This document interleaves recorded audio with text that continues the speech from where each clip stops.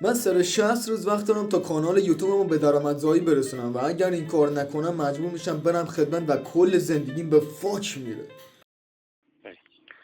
میدونستی ننه سر بازی بده مرخصیش کمه ننه چرا منو زاییدی.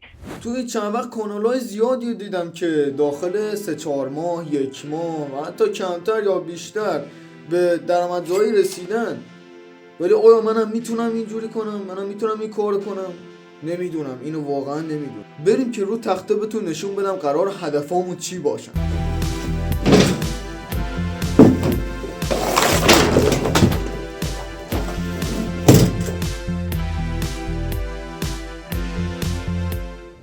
خب هدف اصلی ما پوله. اصلا مهم نیست که بقیه میخواد چی بگم. من هدفم پوله، من میخوام پول در بیارم.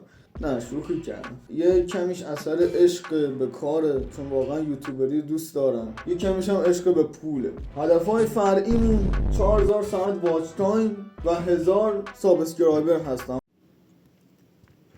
دروغ میگه، قرار سر همینا به فاک بریم. خداحافظ.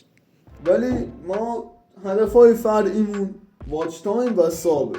حالا 1000 تا ساب نیاز داریم و 4000 ساعت واچ تایم که اینا زیاد دشوار نیستن.